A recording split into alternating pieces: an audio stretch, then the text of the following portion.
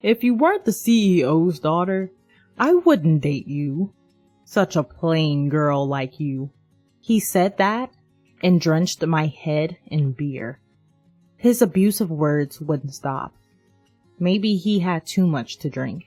I couldn't believe the situation I was in, and I just stood there, unable to respond to his insults. "My apologies for keeping you waiting." But his complexion changed at the sound of a voice from behind. Without turning around, I got into the car as suggested. "My name is Lydia. As the daughter of a company CEO, I've been treated like a delicate object since I was a kid. I was tired of adults changing their attitudes when they saw my father's presence behind me. Being a quiet child who preferred being alone. As I grew up, I began trying to blend in with the atmosphere around me. I suppressed myself, trying to remain inconspicuous. Even the friends I made through such efforts would distance themselves from me once they learned about my father's job. I used to resent my father's profession, but my perspective changed when I entered a university and started studying business. Through university lectures, I began to understand the difficulty of achieving long-term stable performance like my father. I started to take an interest in my father's company. Hearing about my father's passions and thoughts about the company, my interest grew, and I deepened my learning. "You've been getting good grades in school, and it seems like you have a decent knack for business too. So I guess it wouldn't be a bad idea to let you run the company someday," my father says. If that's the case, I thought, I would like to create a company culture where the distance between employees is close and everything can be discussed openly. Having had lonely experiences in my childhood, I longed for an atmosphere where everyone could speak freely, regardless of their title or position. It would be wonderful if I could make the company like that when I became the CEO. The evening downtown area is bustling with various people. I check that the clock hand is pointing at 6:50, and I breathe a sigh of relief. I always wanted to arrive before Cooper for our meetups. I take out a small mirror and fix my bangs. While I'm at it, I also reposition my permed hair and the light blue hair ornament. As I throw the mirror back into my handbag, I catch sight of Cooper in a suit, making his way through the crowd. I wave back at Cooper, who is smiling. The place we enter is our usual chain pub. We order simple snacks and draft beer and toast. I loved spending Friday nights chatting about work or just random stuff in this casual place. Cooper and I started dating in our senior year of college, and it's almost 2 years now. We got together because we joined the same seminar. Cooper noticed me, who was quietly hiding in everyone's shadow, and talked to me. Cooper is good at conversation and casually brightens up the atmosphere. I'm a lucky person to be dating him. The planning department at the head office is tough after all. There's a lot of overtime, but the satisfaction makes it worth continuing, Cooper said, finishing his drink, his face showing he had quite a bit to drink. I think being assigned to the planning department means they have expectations of you, Cooper. You're amazing. When will you stop working at the factory, Lydia? If you get transferred to the head office, we could have lunch together. After graduating from the university, I asked my father, who is the CEO, to let me work in the factory. I had a strong desire to know the field. I'd love to have lunch with you, Cooper, but I like working in the factory, and it suits me. Really? I think you're more suited to working at the head office, dressed up and not in work clothes.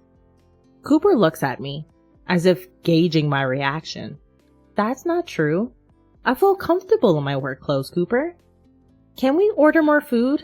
I'm getting hungry. Something feels off. I managed to sidestep it, but lately, I have the feeling that Cooper wants to say something. Could he have found out that I'm the daughter of the CEO? The thought suddenly crosses my mind, and I feel a chill down my spine. I'll remember how my friends drifted away once they found out I was the CEO's daughter. I didn't want to go through that again. I couldn't tell Cooper that I was the CEO's daughter, and he must never find out. Being swayed on a sparsely populated down train, I was gazing out the window. Enjoying the scenery beyond the glass was my daily routine during my commute. It's a beautiful Monday. As the train moves, The scenery changes from a landscape lined with gray buildings to one rich with greenery and trees. My stop is soon after we cross a particularly large river. The river's surface shimmers, reflecting a vibrant blue. I catch a glimpse of a middle-aged man and a puppy crossing the bridge, their figures shrinking in the distance. Good morning, Lydia. You're early. I was greeted by a coworker as I exited the station gates. Good morning. I always come at this time on Mondays. It's Austin, 2 years older than me. He's a friendly person who started talking to me on my first day at work, and he's been very helpful in many ways. We make small talk as we head to the factory. After getting prepared and arriving at my post, the workday begins. It was supposed to be a usual day with usual tasks. However, an unexpected accident occurred. It was just before the afternoon work began, right after lunch break. At that time, my father, the CEO, happened to be on a factory tour. Coming out of the break room, I bumped into my father, who asked me to pass on a message to my mother. It seems he had left his smartphone at home. He said he could have sent the message from his computer, but it would have been a hassle, so he was glad he could ask me. After sending off my father to the workshop, I turned around, and to my surprise, there was Austin. He was peeking through the conference room door, which was half open. Wait, Lydia, you're the CEO's daughter? What should I do? Austin had asked me. I tried to hastily make an excuse, but nothing comes to mind. Regret over casually chatting with my father wells up. Austin is sure to change his attitude towards me from now on. Word might spread around the factory, and everyone might start keeping their distance from me. Various thoughts swirl around, and I'm left stammering. Then Austin says, If that's the case, there's something I'd like your help with, Lydia. There are various systems I want changed. Could you tell the CEO for me? I was taken aback by Austin's unchanged demeanor, but I found myself interested in what he was talking about. What kind of systems are you talking about? When I asked, Austin gave a brief explanation. I wanted to know more, but it was almost time for work to start. We decided to discuss the details after work and return to our posts. We both hurried to our respective workstations. Even after finding out I was the CEO's daughter, Austin didn't change his attitude towards me.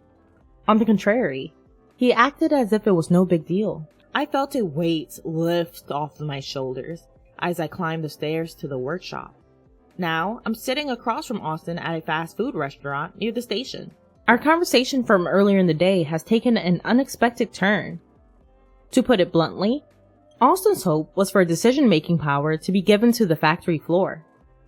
He explained that in the current system, any changes to the standard manual requires approval from headquarters. This is necessary even for the most minor changes. After the factory submits a request for approval, an inspection is conducted by headquarters. It then takes time to receive approval. Often, by the time approval is granted, the situation has changed and the change is no longer necessary. However, it takes effort to cancel the application. While finishing his double cheeseburger, Austin said, So, Lydia, I was thinking of asking the CEO, but that's impossible, right? Still, I can't help but wonder if there's something we could do. I was hesitant. I wasn't sure if this was something I could ask my father. Well, asking the CEO might be difficult, but it does seem like the situation should be changed. Right? You think so too? Let's take action. Let's document all past incidents and submit them. We can express our hopes and have them considered at headquarters. I wonder if it will work. Seeing Austin's uncertainty, I start trying to persuade him. Let's just give it our best shot. Well, nothing's gonna change if we just sit here talking about it. Starting the next day, we involved our superiors and began gathering information from around the factory. It was tough to juggle with our daily tasks, but our diligent efforts paid off, and we finished the document several months later. We entrusted it to our superiors to match the timing of a general meeting at headquarters, and took a sigh of relief. While I was drinking a canned drink and taking a break, a colleague came up to me. I heard you finished the document. Good job! Since we had gone around all the departments in the factory gathering information, everyone knew what was going on. We finally finished. I hope this brings about change. I'm sure it will be fine. But I was surprised by your initiative, Lydia. You really do have the CEO's blood in you. Wait, how do you know about that? Sorry, I heard it from Austin. I was curious about why you were taking action. Don't worry, I'm the only one who knows. Is that so? Although I felt a bit complicated, I thought my colleague was telling the truth. It'd be great if you became the CEO, Lydia. You're very diligent and hardworking, and you really went above and beyond for the factory this time. I could never be the CEO. When I laughed it off, my colleague laughed along, saying, I guess so. This person, with laughter lines appearing at the corner of his eyes, is a veteran who has been working at the factory for more than 20 years. He, like Austin, treated me with a consistent demeanor, a constant calmness and brightness that never changed. Several months later, our superior returned from the general meeting and loudly called everyone to gather.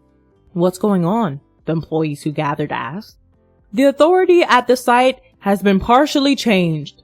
Hearing these words, the employees began to murmur. I instinctively looked for Austin. Then, on the outskirts of the crowd, he noticed my gaze and responded with a triumphant pose. Although not all of our wishes were granted, it seemed fair to say that nearly half of them were. That day, everyone took turns congratulating me, and I felt very happy. Filled with a sense of achievement and even more motivation, I am enjoying fulfilling days. Then, one day, I was called to headquarters by my father. Wondering why he called me out of the blue, I leave my afternoon work behind and head to the headquarters. Once I enter the CEO's office, my father praises my recent accomplishments. Though I didn't mention anything to him, he seemed to have looked into the situation. Apparently, this incident significantly boosted the company's numbers, and after my father had a good laugh, he made a serious face and said to me, Lydia, you have a sense for management and vitality. How about you start taking over the role of CEO in earnest? Hearing my father's words, I thought that I wanted to give it a try. A workplace where employees are vibrant because their opinions are heard and improvements are made. If I become CEO, I can move things on a larger scale. I can make it as comfortable as possible to work. But with that, the responsibility also becomes heavier. I might have almost made up my mind, but I asked him to let me think about it and went home that day. I questioned myself alone in my room. Can I really do it? Can I fulfill this responsibility? I had trouble falling asleep that night, and the next morning, despite the lack of sleep, I visited my father at the headquarters with a clear mind. About our conversation yesterday, I would like to take on the role. I appreciate your trust in me. I bowed deeply. My father said, That's great. Thank you. And started talking about the future schedule. What? Lydia's gonna be the CEO? Austin, please don't raise your voice so much. Only Austin and I were in the break room during lunch break. Thinking the timing was just right, I told him about my decision to become CEO. Sorry. But I never thought you'd really become CEO. Everyone will be surprised. That's the thing. I think I'll be transferred to the headquarters soon, and I've been worried about how to explain it to everyone. Why not just tell them the truth? I'm a little scared to tell them I'm the CEO's daughter. Taking a deep breath, I shared the events of the past, about how close friends had drifted away, the sadness I felt when people were distant with me, and about my childhood when I tended to close off my heart. Austin, who listened to my story with compassion, said this, There might be people who can't interact with you the same way as before, Lydia. We can't know for sure. But everyone knows how hard you've worked this time. I think they trust you. Plus, surprisingly, many people might not change their attitude. Could that be true? Although I felt somewhat relieved hearing Austin say that, My heavy memories were rejecting any further thoughts. In the end, I only gave a vague reply. When I checked my smartphone on the way home from work, I had a message from Cooper. I hadn't seen Cooper in a while, just when I thought I had some breathing room from being busy with document preparation for the headquarters. Cooper's peak season had started. It's not just about everyone at the factory. I need to think about Cooper too. Swaying on the train, I let out a sigh. Could I really say the truth from my own mouth? What would happen if I told them? After a while, the dates of my transfer to the headquarters was confirmed. I would be leaving the factory in a few weeks. Unsure of how to tell everyone, I spontaneously dropped by the document room. In the dusty room where various documents were stored, I opened a cardboard box near the entrance and pulled out a thick bundle tied with a black string. It was my work diary from the past.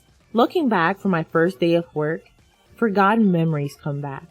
The times when I was a novice who knew neither left nor right. When I was taught work carefully. When a senior colleague spoke to me as I learned the job. And when someone treated me to canned coffee when I was down about making a mistake. As I looked at the diary, my mind became set.